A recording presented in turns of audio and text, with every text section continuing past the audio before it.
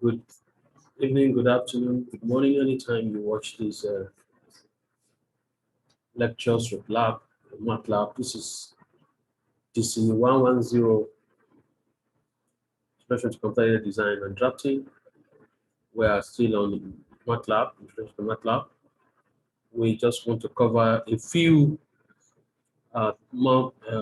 things before we move to the other aspect of computer design, which we'll be dealing with that last section or segment. We'll be dealing with AutoCAD. But now we are still on Matlab. We want to finish some things so that we can be on the right footing. Now I'm going to share my screen. I want to take us through an important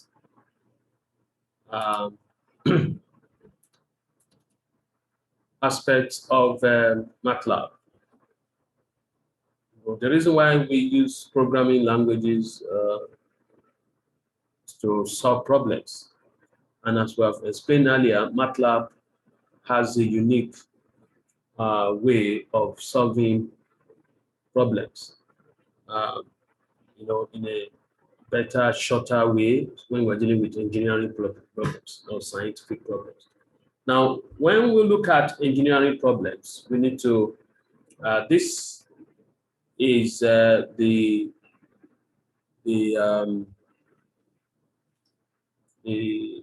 handout. This is the document you will access on our module. So this is Matlab for engineers. So try to get this, and then Matlab programming examples, which we are going to, Matlab, Matlab programming, we have done that. Why we should consider using Matlab for our engineering problems, for solving our engineering problems. And then also look at programming examples.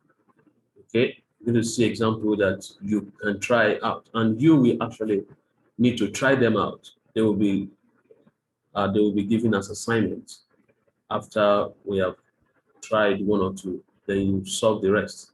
Then we're going to see also symbolic math, toolbar overview, performing symbolic computation before we finally look at Simulink. It's very short, so we can't do a detailed coverage now. If you need more, you can, look at the other videos that will be done, and then you can have better understanding. So now I'm going to look at this engineering problem solving.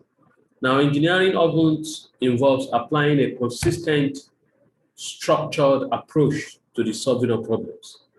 And this has to be mastered from the beginning. If you don't master it, you will begin to, parabolate, you begin to gamble, and that will not help you. So as an engineering student, you need to learn, structured approach, consistent approach that you need to use to solve problems.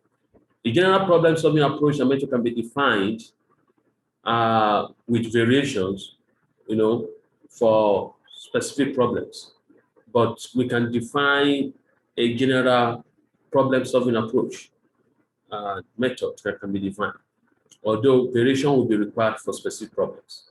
Now, problems must be approached methodically, okay? Applying an algorithm. Okay, we've already talked about algorithm. It's a step-by-step procedure by which one arrives at a solution. And with the example, of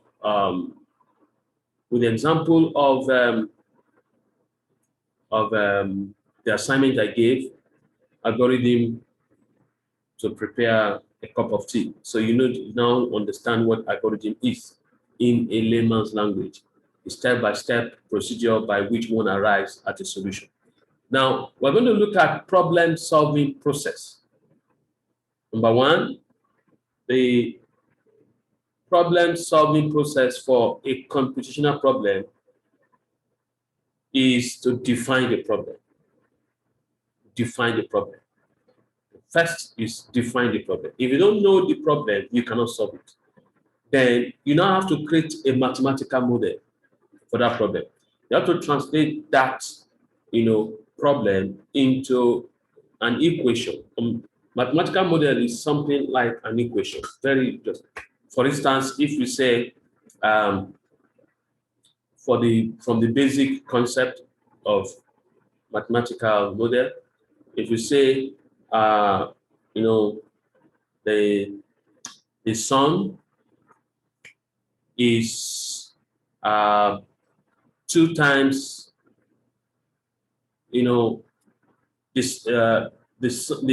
the age of a son is 2 times less than the father's age. So that's a simple problem. So we can now say, okay, find the father's age. Okay. So using Matlab is, before you can solve that problem, you need to first of all, define the problem.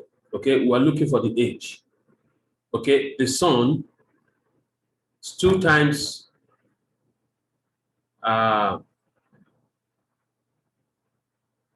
is the age of the father can be said to be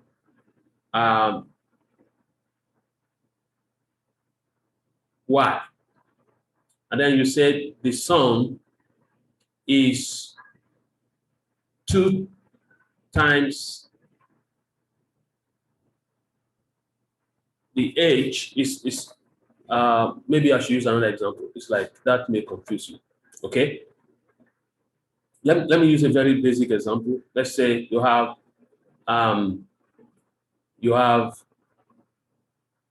the maybe you have the price of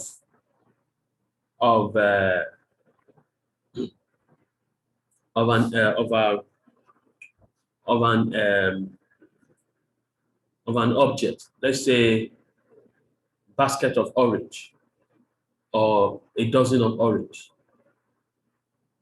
is twice the price of the same size basket of maybe tangerine, okay, or maybe mango that is common now. So if you say the price of a basket of, or say the price of a dozen of oranges is twice the price of another dozen of mangoes. So if the first one is X, if the mango is X, then we expect that the price of the orange will be 2 times X. Okay. So now I want to show you that the first thing is define the problem, create a mathematical model, develop a computational method for solving the problem, implement the computational method, then test and assess the solution. Now let's look at problem definition.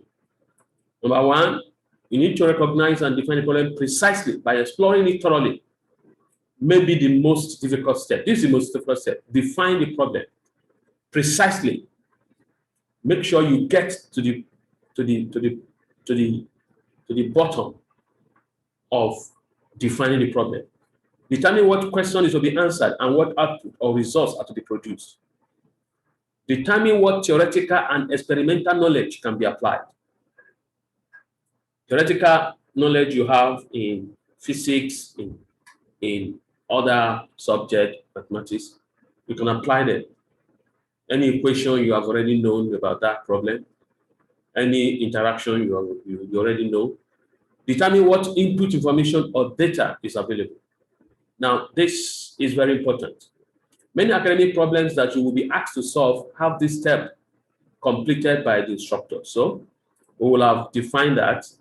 For example, if your instructor asks you to solve a quadratic or algebraic equation and provides you with all the coefficients, the problem has been completely defined because before it is given to you, and little doubt remains about what the problem is. So if you have been given an equation, then the problem has been defined, and you now need to just solve it. But if you are given a kind of word description of the problem, you will need to bring out equations from such word description. Like I've just explained. When something is put in English, sentences or statements, and you need to now bring out the mathematics model, the equations that maybe. So if the problem is not well defined, considerable effort must be must be put into it to study the problem, eliminating the things that are unimportant and focusing on the root problem. Now, effort at these steps pays great dividend by eliminating or reducing false trials, thereby shortening the time taken to complete later steps. After defining the problem, then you collect all data and information about the problem, then verify the accuracy of this data and information, then determine what information you must find, intermediate results or data may need to be found before the required answer or results can be found. Okay? Now, the next thing is the mathematical model. To create a mathematical model of the problem to be solved, you must determine what fundamental principles are applicable. For instance, if we say the force acting on an object is equal to the mass and acceleration due to gravity, F equivalent to ma or something like that. Or you say the initial velocity and the final velocity, then you want to find the difference between the two. Okay?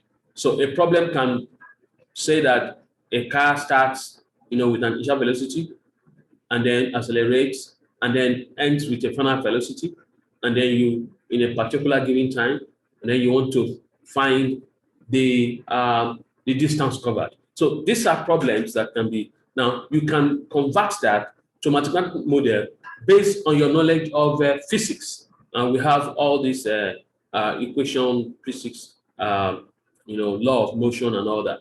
Now you can determine what fundamental principles are applicable and begin to apply them. You may need to refresh your memory. You need to go back to those theory and consolidate them. Draw sketches or block diagrams to better understand the problem. Yes, it's a good method. It's a good step. Draw sketches or block diagrams to better understand the problem. And define necessary variables and assign notation. Define necessary variables and assign notations. You need to know which will be the V, the U, the T, the A, the X, whatever, for all these, distance, initial velocity, final velocity, the time, and the distance. So these are the things that you need to put in place. Now, reduce the problem as originally stated into one expression in mathematical terms, one expressed in purely mathematical terms. That's what we're talking about. That is the mathematical model. Apply mathematical expertise to extract the essentials from the underlying physical description of the problem. You have to use mathematical. So if you have a challenge in an area, you may need to consult with others. Now, simplify the problem only enough to allow the required information and result to be obtained. Now, assumptions may be made, and all that. So, identify and justify the assumptions and constraints inherent in this model. You must identify and justify the assumptions and constraints inherent in this model. Then move to the computation method. A computational method for solving a problem is to be developed. Normally, that should be a program, probably. Now, that will lead to the writing of the program that will solve the problem. So, a computational method for solving the problem is to be developed based on the mathematical model you have gotten. Now, number one, you have to derive a set of equations that allow the calculation of the desired parameters and variables. You must derive a set of equations. It can be what we can term as simultaneous equation. Your problem may lead you to getting simultaneous equation with 2 unknowns, or with 3 unknowns, or more. And it can be, also it can become it can be ordinary differential equation as you begin to move into calculus, and you may also begin to have all these things. So derive a set of equations that allow the calculation of the desired parameters and variables. Now develop an algorithm. This is where you need to put the knowledge you have gotten before. A step-by-step method of evaluating the equations involved in the solution. An algorithm to look at how the equation can be solved.